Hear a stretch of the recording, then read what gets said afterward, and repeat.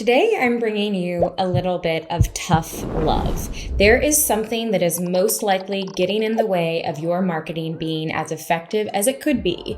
And most likely, you don't even know what it is. So I'm going to start off by telling you a story, and let's see if you can guess what this marketing foiling foe is. We had a client a few years ago, and we delivered their work, and we were so enthusiastic about hearing their feedback. And when they finally got back to us, they were very unhappy, which was quite shocking to us. And so we review the content and we feel really confident about it. And so we ask this person, what is the problem? What is getting in the way of this being something that you're really happy with and that you're ready to release into the wild? And this person said, well, it's just not selling me. So to give you a little bit of insight, this person was selling a product that was meant for young female ballerinas. And this client is a man who at the time was probably in his 40s or 50s. And so we knew a little bit of background with this story and the fact that his daughter was a ballerina and that he developed this product for a need that she had that was not being met on the market. And so we encouraged him, why don't you show this to your daughter and to some of your daughter's ballerina friends and let us know what you think, or rather what they think. So we wait a few days and then we receive an email from the client who says, wow, I'm so sorry.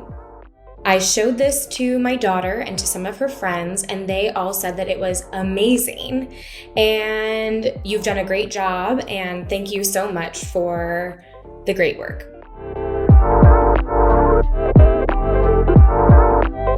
So my name is Emma Shermer-Tamir. I'm the CEO and co-founder of Marketing by Emma, and we work with brands helping them communicate with their target customers. And the big mistake that this client was making, and I'm wondering whether you noted this mistake or not, was they were thinking of themselves as the person to please. They were wanting to create marketing that was speaking to them and that was going to get them excited. So as you might have guessed, the fundamental issue here is that the client was not their customer. However, they were evaluating the work based on themselves as the person to please. And that can get you into a lot of trouble and you won't even realize it. So let me just say this over and over and over again. You are not your customer. You are not the person to please. Now, it's natural to want to have things sound good and look good and be impressive. And you can certainly learn how to evaluate whether your marketing or whether anything else for that matter is going to be the right thing targeted in the right way for the people that you're selling to. However, if you're looking at everything through the filter of, would I want to buy this? Or does this make me feel excited? Or does this make me feel proud of this impressive brand that I'm building? That is where you can very quickly go astray and find yourself into dangerous territory. So one of the biggest mistakes that I see brand owners make is forgetting who they're talking to and trying to please themselves, trying to please their boss, trying to please how the company feels, rather than putting the focus on who really matters, which is the customer. The customer always needs to be taking center stage. If we're going back to that little ballerina story from the beginning of this video. And so what do you do to make that happen? How do you take yourself out of that seat to be able to observe from a place where you know that, yes, this is achieving what I need it to achieve. It's going to really speak directly to my customers, regardless of whether or not I feel compelled by this piece of content. So the first thing, of course, that you need to do is you need to understand who your customer is. One of the best tools of doing this is creating a customer avatar. I cannot speak about this enough. I have a video about this that I'll be sure to link in the eye and down below. But your customer avatar is such a valuable tool that you have at your disposal to be able to start to speak directly to a real live person, because that's one of the hardest things to do when we're both creating content and evaluating it, is that we can get forgetful, or we can just lose sight of who we're talking to. But when we have a crystal clear image of who that customer is, and then we're thinking about everything through that lens, is this going to delight Sally? If that's what let's just imagine that your customer avatar's name is Sally or Bob or whatever it is that you have chosen. So then you're not just saying, does this sound good? But would Bob get excited about this? Would Sally see herself in this? Is this something that Sally would be resonating with? And those are the types of questions that you need to be asking. So if you haven't created a customer avatar before, now is the time to do it.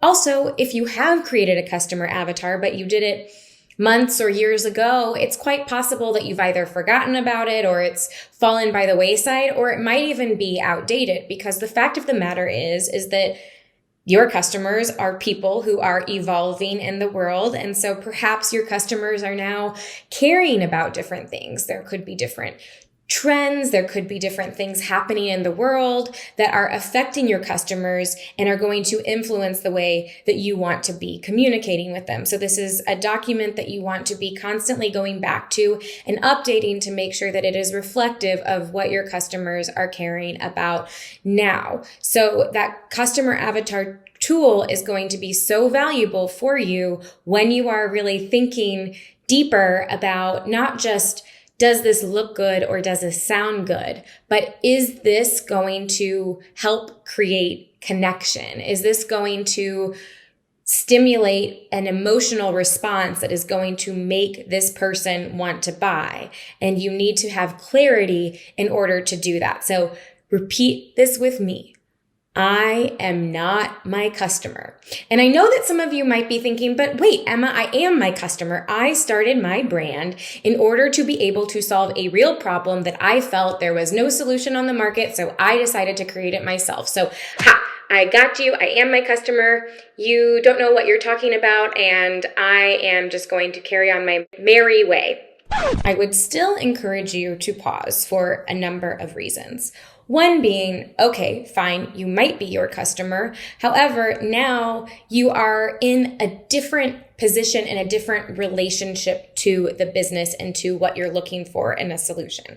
So part of what might be influencing that is just the shift in knowledge that you have. You've done your research. You understand things from a different perspective than you did when you were first going to search. But also, you don't really know what it's like to be in the shoes of somebody who now has the ability and opportunity to go searching for the solution that you have and to stumble upon it, rather than getting frustrated and realizing that there isn't a solution out there. So you've now progressed beyond the position that your customers find themselves in. They're in that discovery phase. Now you're much more of an expert. You are not trying to just make your way through this new world. You not only found the solution, you made it. So even if you have a lot of interests and shared knowledge and you are motivated by the same things, you are not in the same place as your customers are. So it's still worthwhile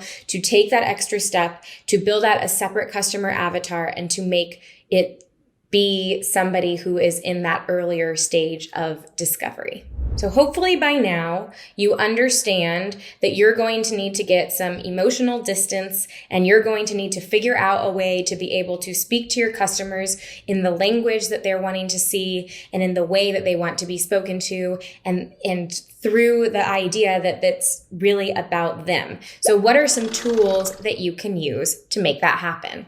One is social media. Social media is a fantastic way to be able to get some insight into who your customers are, even see real faces of who your customers might be. So if you're drawing a total blank on who your customers are and you feel like you're stuck on some more finite demographic information that isn't helping crystallize and give you a clear sense of a living, breathing human, then social media is a great way to move beyond that and to see, okay, my customer avatar isn't just a woman who's 35 who is getting ready to have her first child and lives in New York, but it is Danielle, who is concerned about whether this world is going to be a sustainable place and for her, this child that she is bringing into the world. And she's conscious about the kinds of products that she's buying and wanting to make sure that they have a minimal impact on the environment. So that's just one tiny example, but now suddenly Danielle is a person. She has a face. She has you have a sense of who she is inside. And that is going to be far more helpful when it comes to thinking about what kind of content is going to resonate with Danielle. What is Danielle going to say? Yes, that is for me. How are you going to talk to her in a way that she will feel seen and heard? You can also create a customer focus group. So if you have some people that are just already singing your praises from the rooftops, they're constantly creating user-generated content, they're engaging with your things on social media, and you feel like, wow, they're really into what we're doing, you can use them and you can invite them into perhaps a special private group where you can then go directly to them for feedback and maybe even enlist them to be able to give you some insights into, does this make sense? Would this get you excited? What do you think about this? Now, a caveat being that anytime that you're asking for feedback from somebody, you need to really ask yourself, is this person qualified to give me meaningful feedback that I can use to implement? And so that feedback that you're getting from customers, it's possible that they would be able to tell you, yes, I really like this, or no, they don't. However, they may not have the insight both on themselves and on the world of marketing to be able to evaluate why it's effective or why it's not effective. PickFu can be another great tool to achieve this if you either don't yet have that customer base or you don't want to be curating a group like that. Then you can still create a lookalike audience, but you're going to want to be mindful of the same things, which is that you're probably going to get more valuable feedback if you're asking people, which do you prefer, rate what is most important to you, share what your thoughts are on this, rather than asking them for that deeper question of why did you say this? What makes you like this better? It's still worth getting that feedback, but you want to be a little bit more skeptical of any evaluation of somebody saying why they feel or think a particular way. And the reason for that, as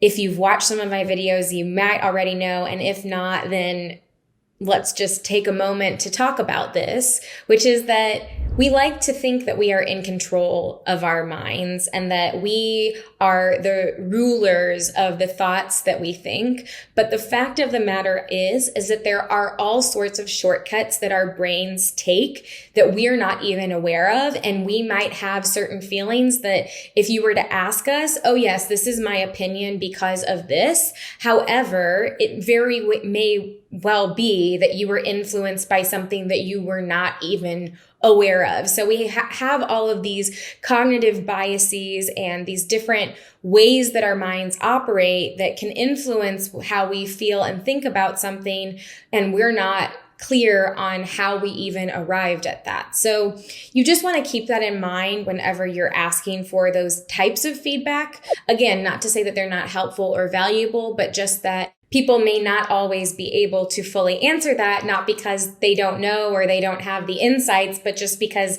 their brain essentially has a mind of its own. So one more time for all the people in the back, you are not your customer.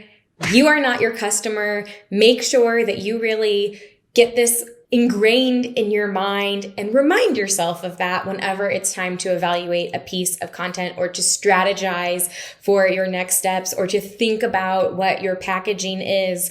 Always start by putting your customer first, reminding yourself who you're talking to, and then going back to that over and over again, asking yourself, is this something that they would relate to? Is this something that's going to get them excited? And if you're able to do that, then you're going to create far more effective marketing that's going to not just compel people to want to buy what you're selling, but to start to foster those deeper relationships that we're all looking for. So thank you so much for watching. Be sure to check out whatever video YouTube is going to show up next and subscribe because I'd love to see you back here. I post videos weekly and thank you so much. I will see you soon. Bye.